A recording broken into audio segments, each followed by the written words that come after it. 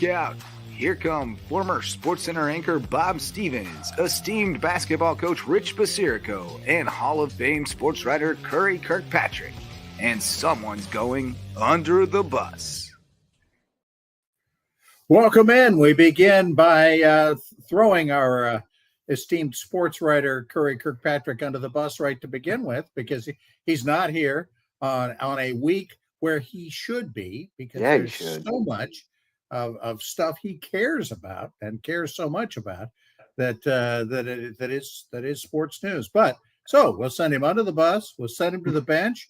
We've called in Justin Jarrett, our terrific and knowledgeable producer, to fill his spot, and he will do that and then some. Rich, how are you doing? You guys ready for Thanksgiving? I'm ready. Yes. I can't wait. The thing about Thanksgiving that I love best is the next day, leftovers. Oh yeah. Oh yeah. There is nothing better than a leftover turkey sandwich, is there not? That's right, exactly. Good stuff. You put mustard on yours or mayo? What are you going with? No, I'm straight. No mustard, no mayo, none of Raw that. dogging it? Raw Raw dogging it.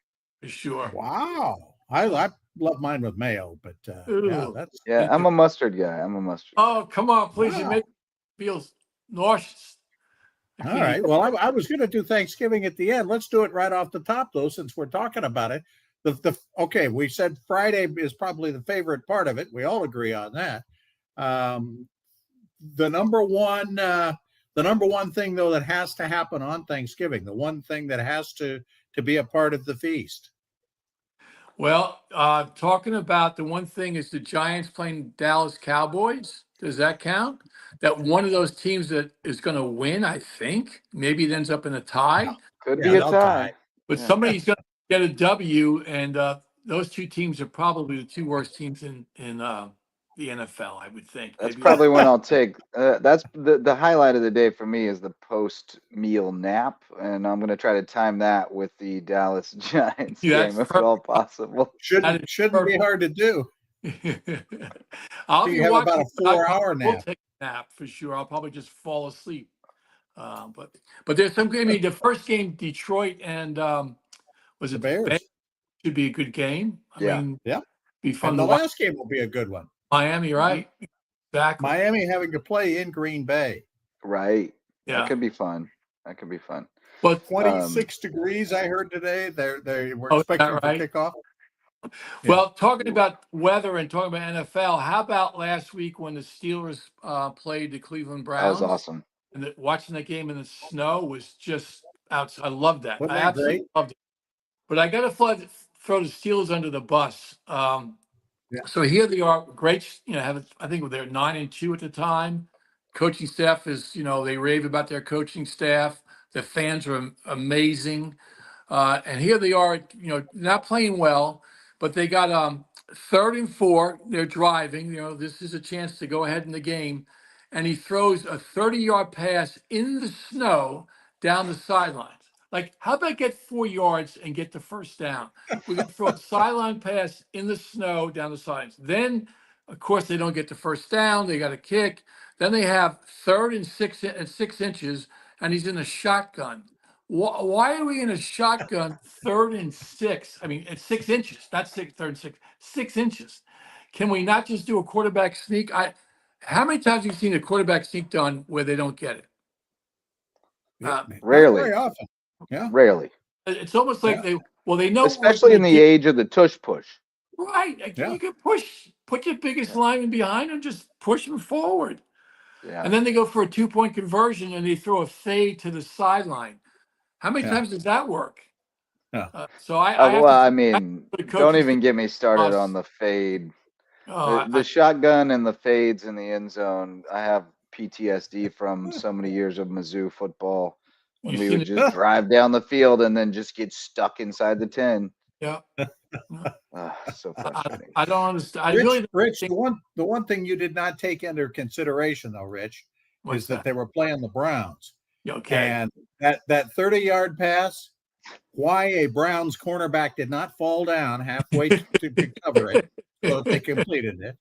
The 4th and 6 inches, why a Browns player did not jump offside and give him the free 5.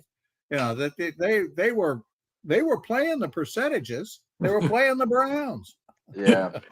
The Browns were otherworldly, though. Jameis Winston looked like he was having the time of his life out there. Yes, you're right. Yeah. You're exactly right. He's, how they call the horses, when it rains, they're mutters. Winston is the snow guy. He plays well in the snow, I guess, right? He just looked like a kid out there, man, just balling out, having fun. Well, you guys have been to enough games. Isn't like attitude about 75% of playing the game, any game, but particularly when they throw a snowball at you or things are not good, when the conditions are wrong. Yep. If you've got a good attitude about it, the Steelers did not look like they wanted any part of even being there. That's You're true. Right. I've seen teams. I've seen games like that where it was really cold high school football playoff game, and it's really cold, and there's one team that looks like they're relishing it, and one that looks like they can't wait for it to be over, and the team that can't wait for it to be over usually doesn't get to play again next week. Okay, I'll give you a quick story on that. When I was in Ohio working, there was a smaller Catholic school, not one of the really big ones, but a smaller, newer Catholic school that was just trying to establish its footprint and trying to become something. State playoff game, not the finals yet, but getting there. The coach gets his team in the locker room at halftime. It's like a 7-7 game, tie game.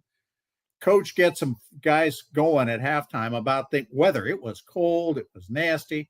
He comes out, leads the team out onto the field, rips off his rain jacket and picks up the bench and caber tosses it. Like nobody's going to be sitting here. We're going to be up and going. Team came out, scored 4 times in a row. Won the game easily. Wow. Nice. How about that? Nice. You never did that, did you, Rich? Come on, leading the team out of the gym, out of the locker room, into the gym, and rip do his something shirt off. Really crazy to fire them up. I don't think so. I usually stayed in the locker because I didn't want to listen to the music for pregame one. So you usually came out after the team?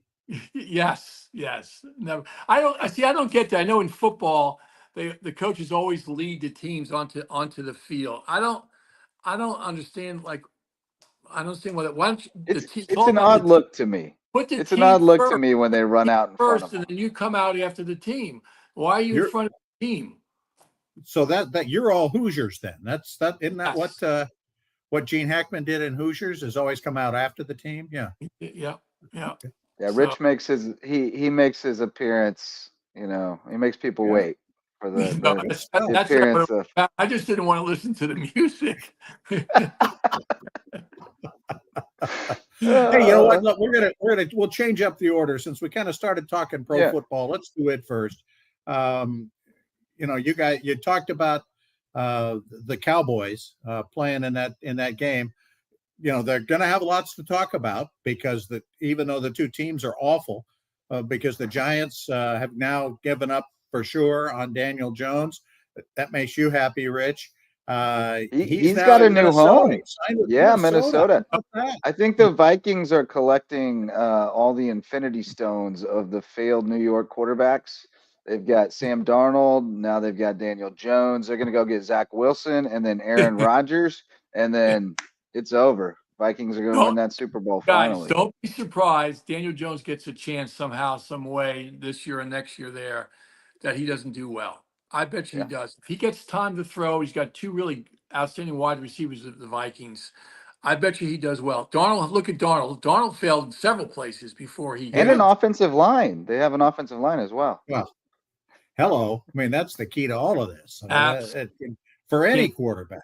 Absolutely. Yes. Can't agree more. And the Giants didn't even draft an offensive lineman in the past draft. Now, they did go out and sign 4 or 5 offensive linemen in free agency.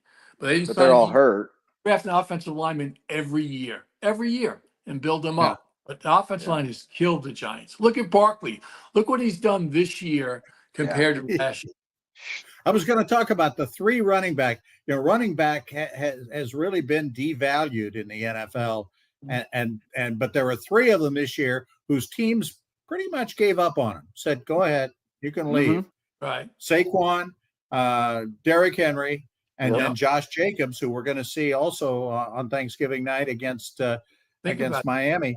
Right. 3 guys who Jacobs had 3 touchdowns last Sunday. Henry had 140 yards, and Saquon had over 250 against yards. The Rams. How Bob, crazy is that? Think of this. I know we do fantasy football. I was ahead by over 50 points going into that night. Saquon had 56 points himself. I lost because of him. And dodged. Go ahead.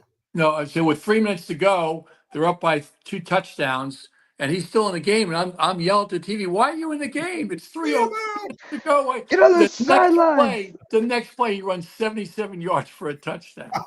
Get him out of there, coach. He just turned it off and went to bed. Yeah. That's unreal. All 3 of those teams who let those running backs go are absolute garbage fires, by the way.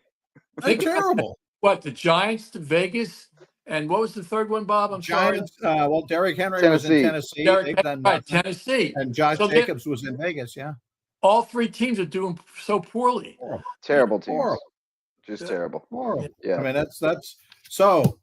Moral of the story: take an old running back and who still can play, and they can still go get them.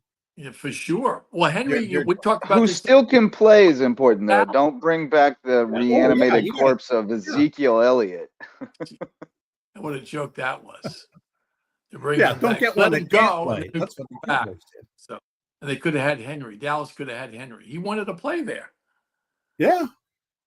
What do you say? Could have had any of them. Jerry Jones under the bus again. Jerry goes under the bus every week and just should permanently live there. But continuing to try to just change the narrative at all costs, he's now just totally back in Mike McCarthy, which doesn't seem like the move from my seat. But although McCarthy's just about the last person I blame. Fair. I mean, you got to blame the general manager. I mean, McCarthy can only coach what he has. I mean, he's got nothing. True. I mean, he doesn't have a quarterback. He doesn't have a running back.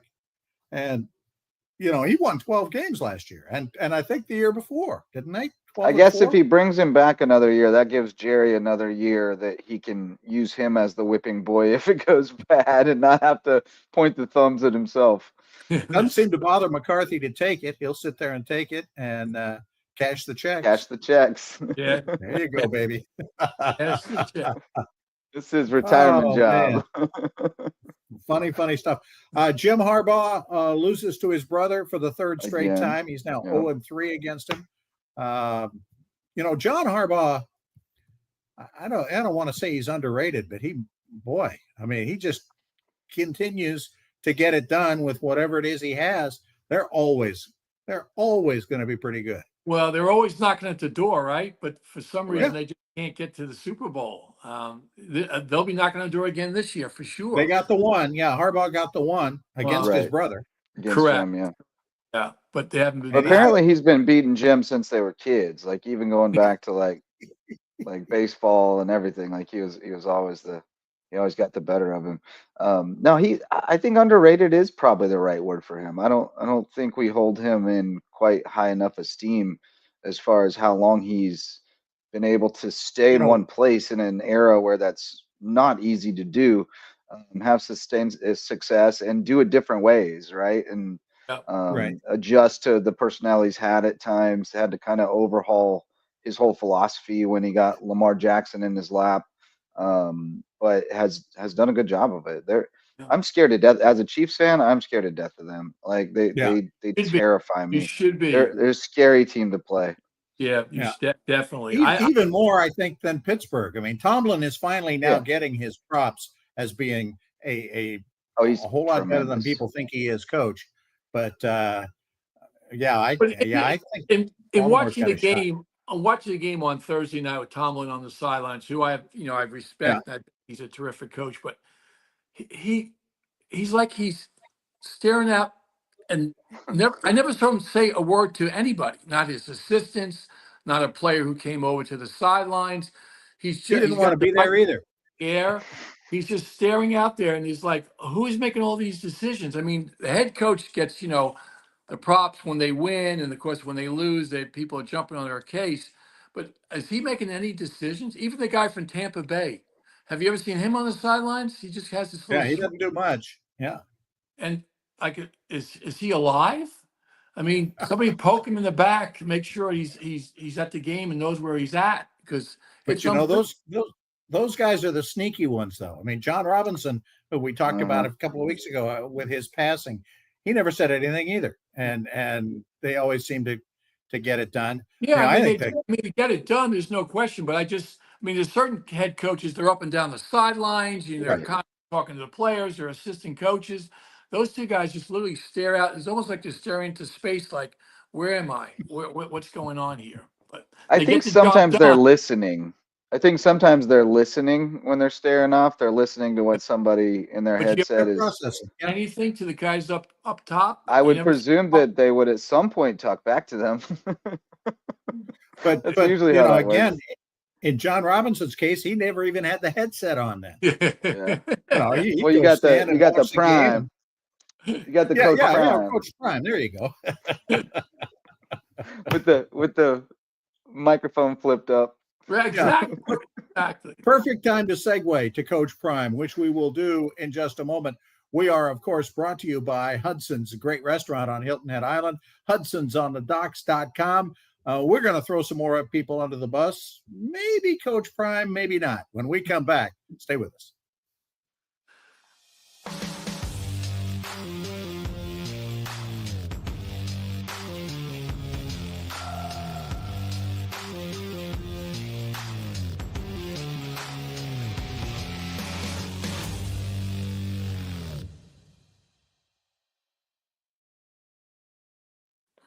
Welcome back to Under the Bus, brought to you by Hudson's on Hilton Head Island. Spectacular seafood restaurant. Great time of the year to be going there, too. Oh, yeah. We're getting cooled off. The bugs are gone. It's a great time to go out. Oysters are good. Sit outside. Huh? Good time for oysters. Oh, great time for oysters. And he grows his own, so they're always in season. That's terrific stuff. All right, college football. We're going to talk about that.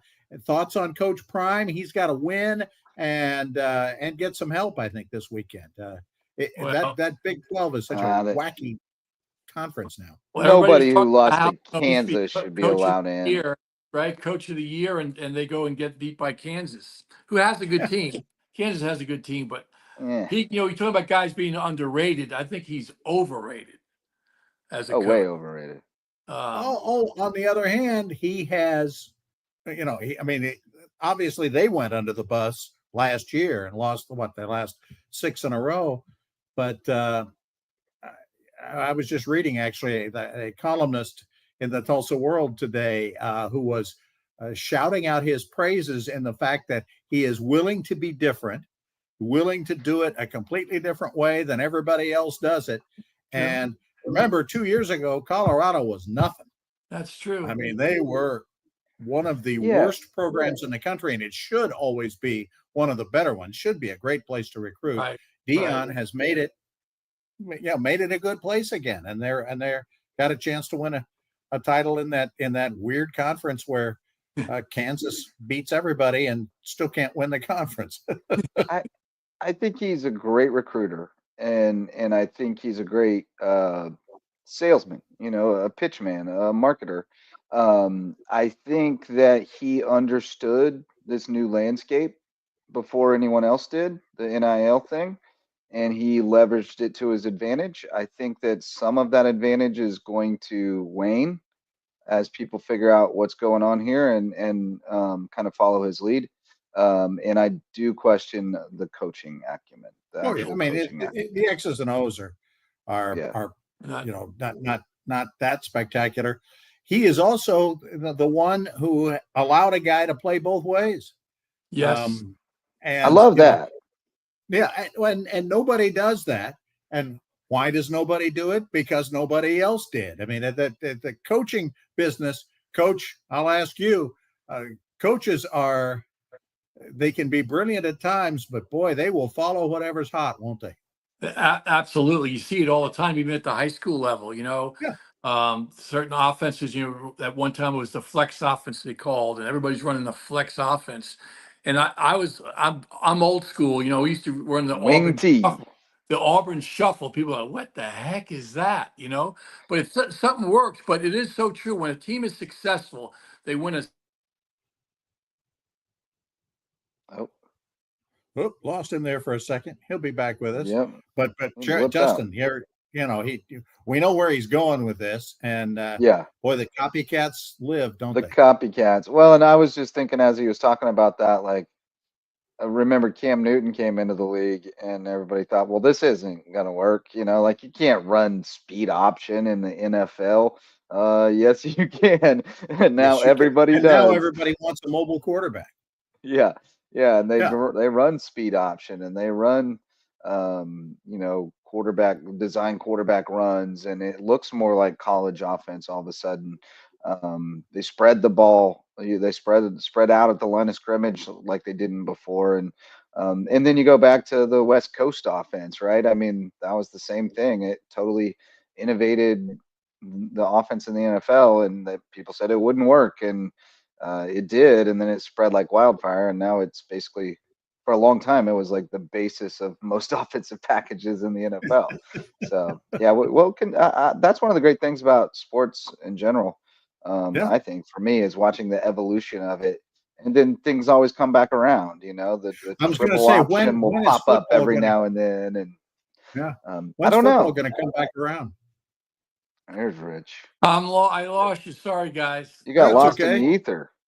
So where were we at? We were asking about. We kept it going. You were on a pretty good rant about copycats. Yeah. Well, I mean, we all do it. No, everybody does it. I mean, without a doubt, you learn from each other. But it is so true. Team wins, and everybody wants to do that same offense, same defense, and so forth. But you got to have the personnel to do it.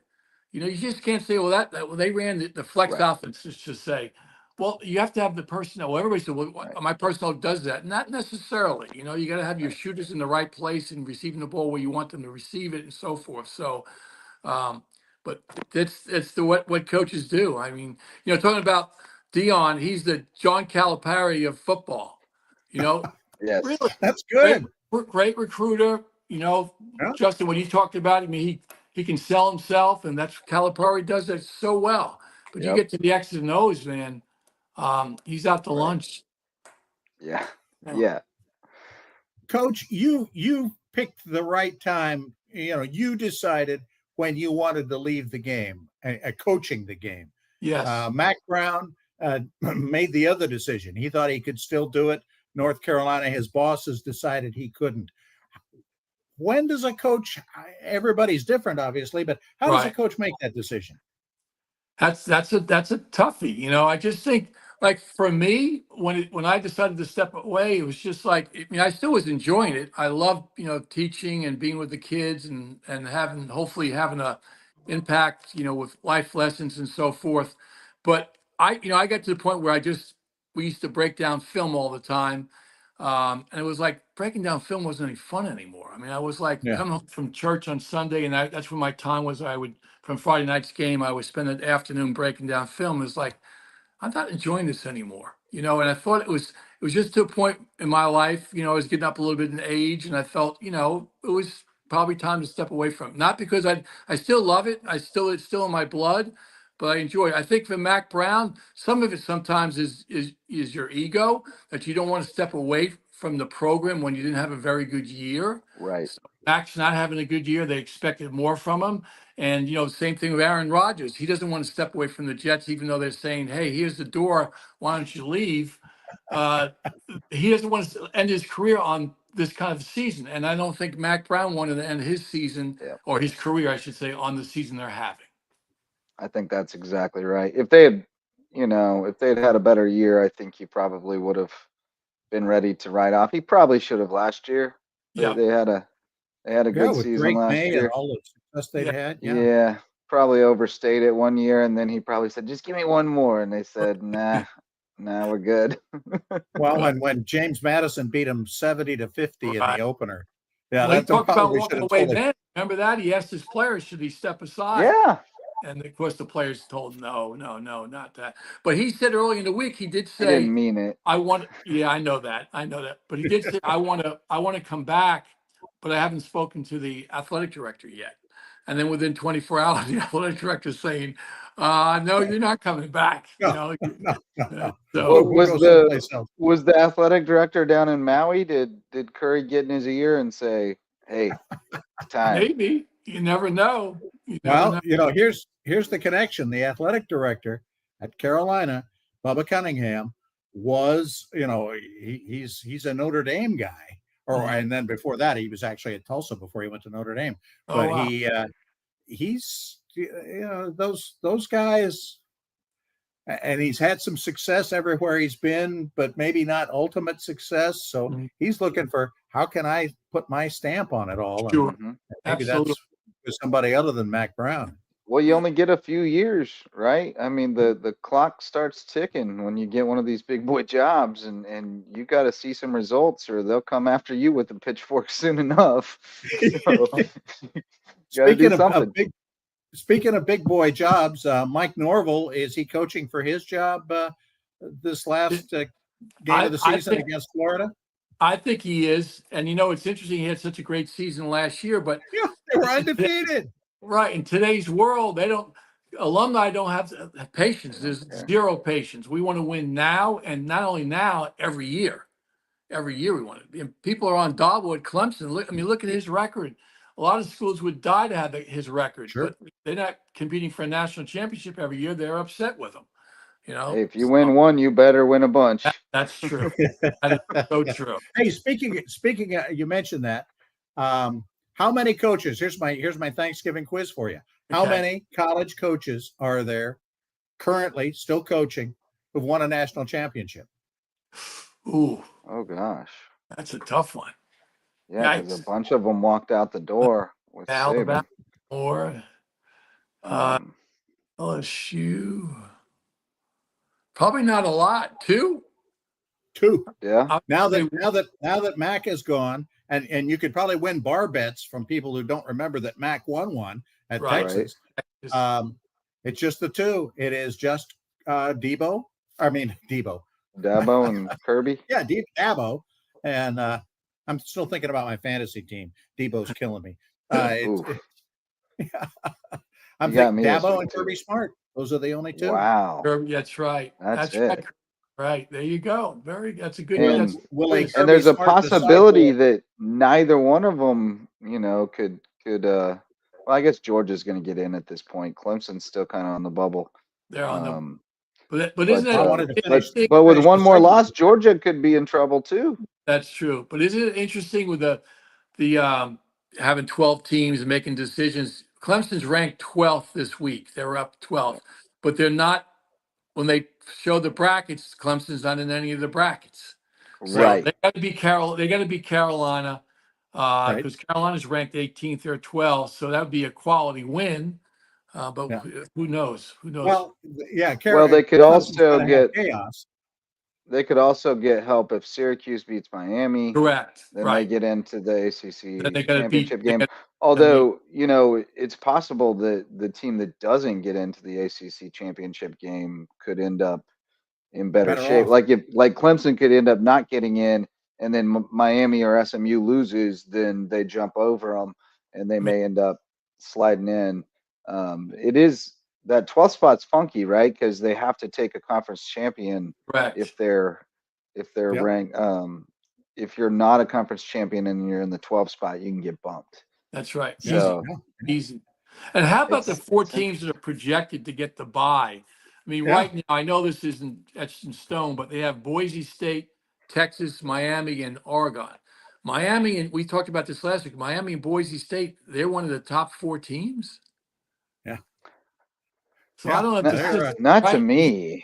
Is right. I still think, right now, the 5 spot where Ohio State has been for a while because of the loss to Oregon, the 5 spot's the place to be, because you get a home game against the 12 team, which right now is Arizona State. And then you go get to play Boise in the bowl game. And I don't think anybody's making Boise a favorite over Ohio State. I agree. Yeah, I think the committee they think Ohio State's the second best team. Yeah. I think. Yeah. I think they do. And Texas may be the third best team, and those are the three Man, that are pretty Texas solid. hasn't done anything for me. They need to beat A&M, and they need to They do could it very fairly easily lose. convincingly. They're playing at A&M. Holy Yeah. moly! That's right. I have never. That's one of the games I want to go to someday. There are a few of the great rivalry games that I'd like to see, and Texas and A&M would be one of them. That is. Let's do it. Let's do it, Bob. There's some real hatred. Some real hatred in that one. Oh yeah, they have not played in 12 years. Can you believe this has been going on? Oh, is that right? I remember. Wow. Yeah, it's been 12 years. That's how old we're getting. I thought it was maybe 4 or 5, but it has been 12 years since Texas and A&M have played each other. That'd be a fun game to watch this weekend. Oh, it should be. It should be terrific. It's going to be. There's going to be some chaos this weekend. I think we got before the championship games, and that's going to set the table. Being on that committee may not be such a fun job. That's right. Well, think about look at last week. Alabama lost, right? No one thought that was going to happen. Oh my God. They're still, and yet they're still in the 12. Yeah. Or no, they're not. Right now, they're not 13th, in the 12. Right? Yeah, I think so. Yeah, they're out. But they can play their way back in if they beat Auburn convincingly, and then some things happen. Everybody's beating Auburn this year. Rich is. See, Rich. When Alabama loses, Rich just goes black. Just goes to pieces on him. But I don't know what the committee's doing. I did hear some interesting insight on the committee on the Kornheiser show. They had Heather Dinich on, and she was talking about that. So nobody knows how anyone else is voting. It's like a secret ballot situation, which they have like an open discussion, but then when it comes time to vote, it's like a secret ballot, and only the chairperson tallies all the votes. So I thought that was interesting. I thought it would be a little bit more of a collaborative effort, but I think I like it better with the secret ballot. Well, and that's how you get with the secret ballot. That's how you get Penn State and Indiana playing each other, right? Which is what the thing would do right now. That's and then also Tennessee, Georgia, right?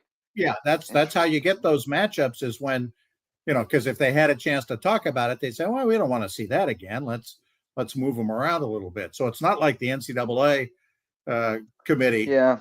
I kind of wish they did have a little leeway to move them one line to avoid conference games, but I'd prefer it. We'll see how it all shakes out this first year. It's going to be a lot of fun. When we come back, we're gonna touch base. We got a whole lot of things to kind of throw in there, from women's hoops to those Cavaliers who still should be under the bus because they've lost a game and they didn't lose this last week.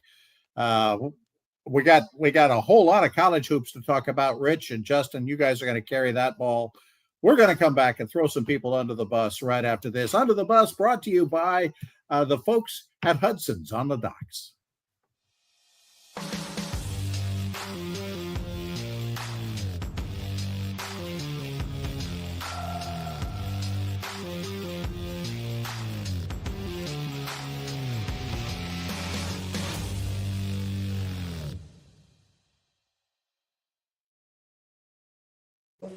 Welcome back Under the Bus. Bob Stevens along with Justin Jarrett and Rich Basirico.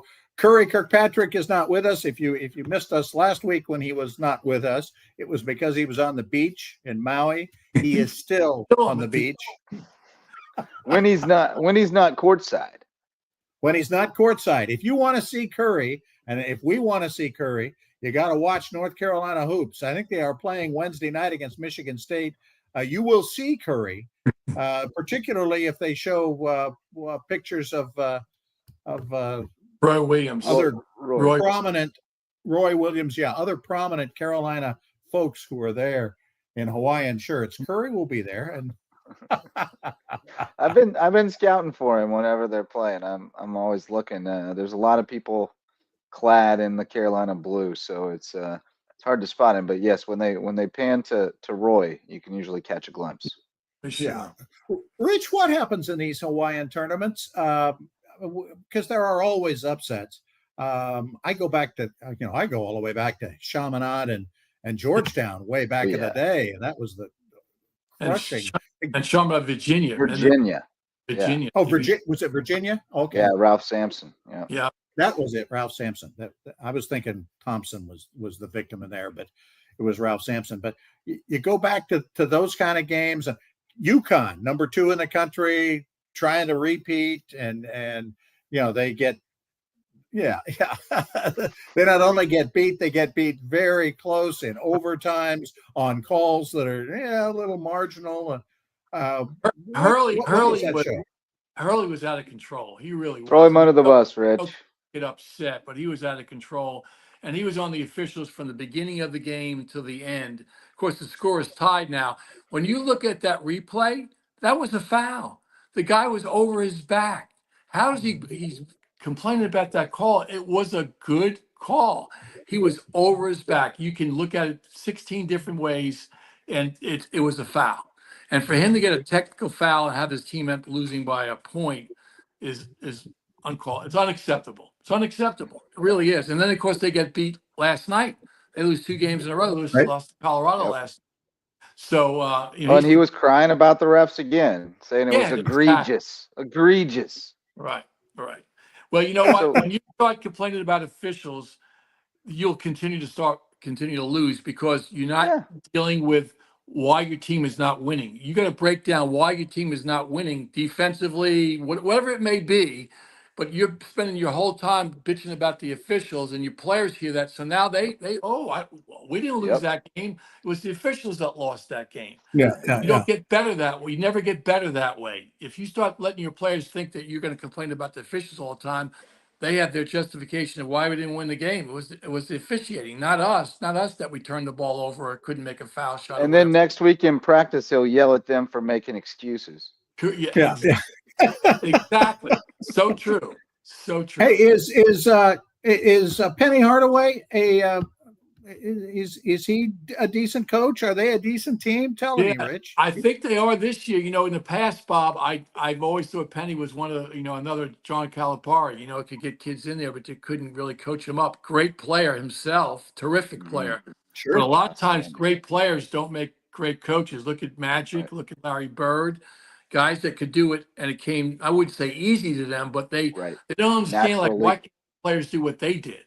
Well, because you have all this talent in the world. That's why these guys can't do it, be a Magic or a Bird or a Penny. But he recruited really well again, Bob. And I think obviously he's getting the job. And Memphis is a lot better than I thought they'd be. It's be interesting again with Auburn tonight. I think that'll be a heck of a game. Auburn's very good. Yeah, they're very, very good. So I caught a little bit of that game with Carolina last night, and Auburn was impressive. Yes, very much so. Speaking of teams that are coaches that know how to lose, Dawn Staley loses for the first time in almost 2 years. 43 in a row they had won. They go out to UCLA. They got whooped. UCLA beat them by 13. It wasn't a bad call at the end, certainly there. And she did nothing but give UCLA props and said, "Hey, they just beat us. They were better than we were, and they did. UCLA is now number 1 and probably deserves to be." Yeah. Well, I think if you look, I'm sure you read some of the things that were said about that game. They talked about the preparation for UCLA. Their players really believed they were going to win that game. It wasn't like, I hope we're going to win. We believe we're going to win because of our preparation through the week and what we did to prepare for this game. Now, every team prepares, obviously, but in their hearts, they knew what their coach had them do and in preparation for the game, and they believed they were going to win. We used to say to our players, there's 3 things that have to happen. You got to believe in yourself, you got to believe in each other, and you got to believe in the coaching staff. And if one of those 3 things is missing, the chances are you're not going to be as successful as you can be. And you tell by listen to the girls speak about the preparation, they did believe in themselves. They absolutely believed in each other, and for sure they believed in the coaching staff. So big win for UCLA. Yeah, trust the process. Beauty of college basketball is you get to play again a few days later, and the South Carolina women are now down in Florida trying to start a new streak and get things going. And you still know they're going to be there in the end, because absolutely, for Dawn sure. Staley just runs such an and even they'll be the keel. last team UCLA wants to see in March too. That's exactly.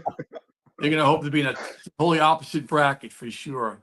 Yeah. Hey, and on the other side, speaking of winning coaches, and in the last week, Gino Auriemma became the winningest college basketball coach, men or women.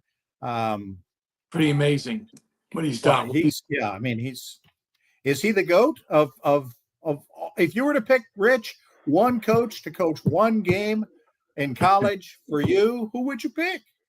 Well, I mean, for girls, ladies basketball, I would definitely say Gino. He's one of those guys that can recruit, but he can also coach. Do you know what I mean? The X's and O's, and he's a great recruiter. Look at the players that he's brought into UConn. Amazing.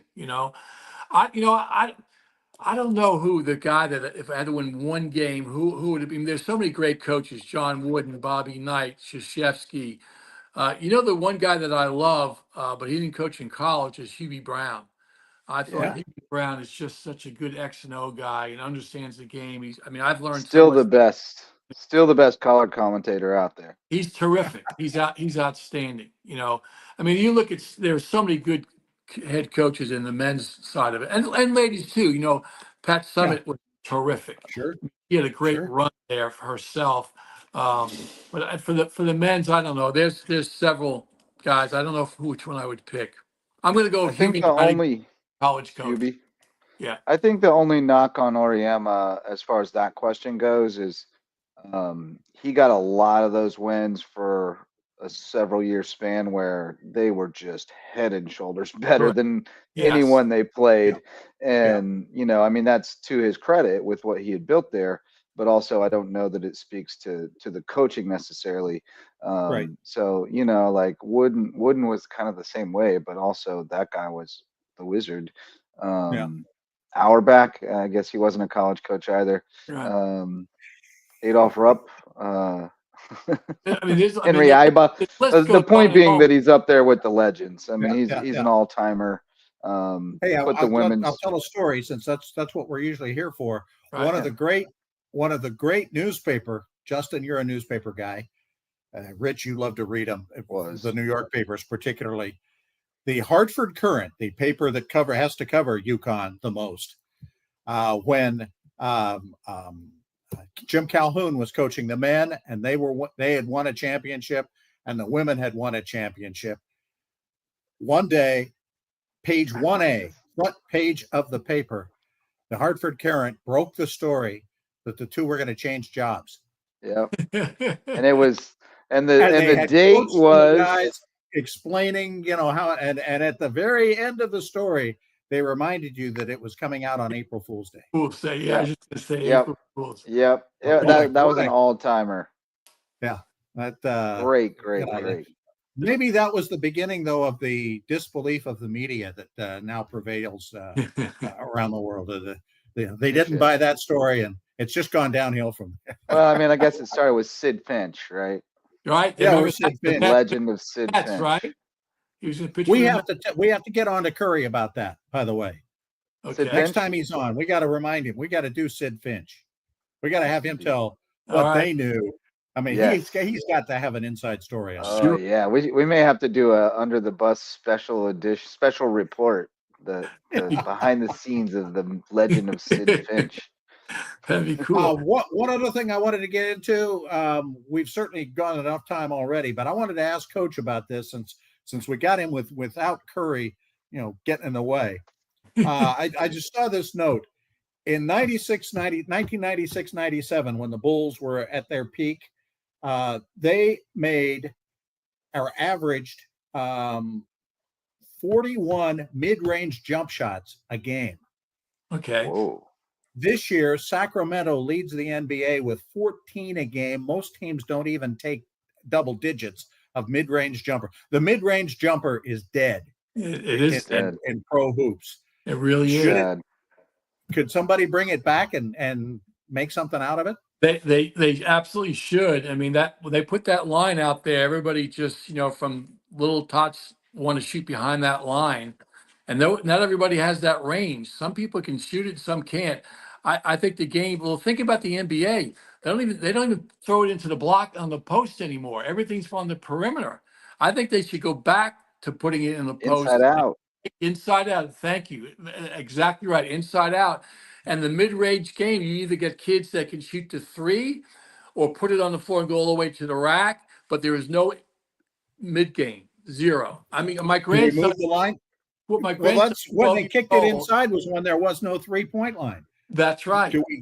Do we move the line even further back? Maybe. I mean, look. I mean, St. John's the Or other is night. Can't in the corners.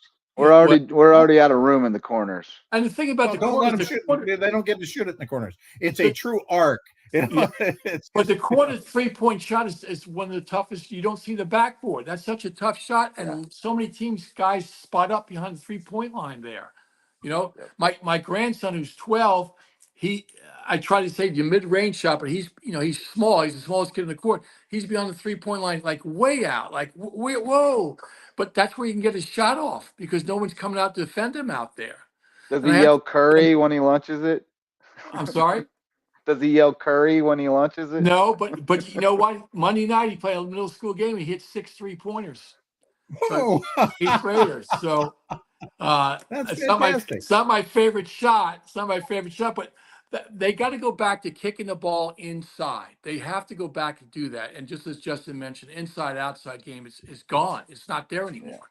But Justin, we need to go watch Curry, watch the kid play.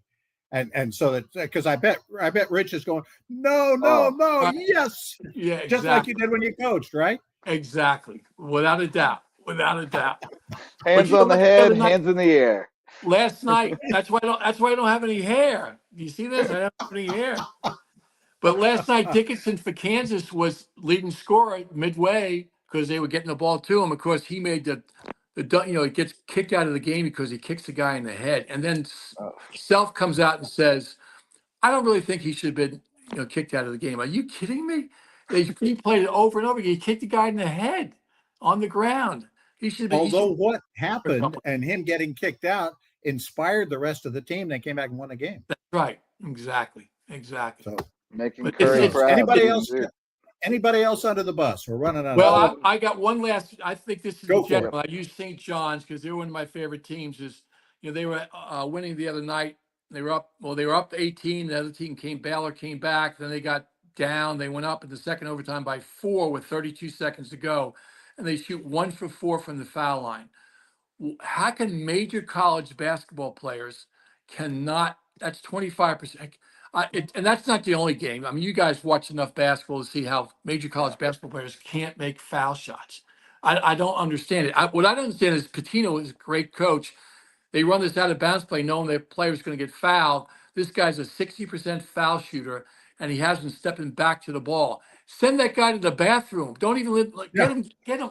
Let him run to the other end baseline and keep running. I don't want him touching the ball. He should not be touching the ball. He touches it 60% and misses both foul shots. They come down, hit a 3, and win the game. We got to look that up to see because foul shooting has not changed in however many years they've been putting peach baskets up. And is it any better now than it in the college game anyway? I'm not sure. I don't think so. I really don't. I think it's worse. I really don't think so. The thing that baffles me is when a guy shoots 49% from 3 and 47% from the free throw line. Well, then you should eat the foul shots. Rich, remember Hal Greer, the old 76 jump shot. He shot the jump shot as his free throw. That's right. Yeah, and he was good at it. He was good maybe at the grannies. Will change. Rick Barry. Rick Barry under. Yeah, Rick Barry shot the grannies. Go that style. Whatever works, right? I was gonna just throw Indiana basketball under the bus for that pathetic performance in the Bad Boy Mowers battle for Atlantis earlier today. Got boat raced by Louisville by 30. That's crazy. Which that. Crazy, first of all, that Indiana and Louisville are playing each other in the Bahamas. Aren't they an hour apart?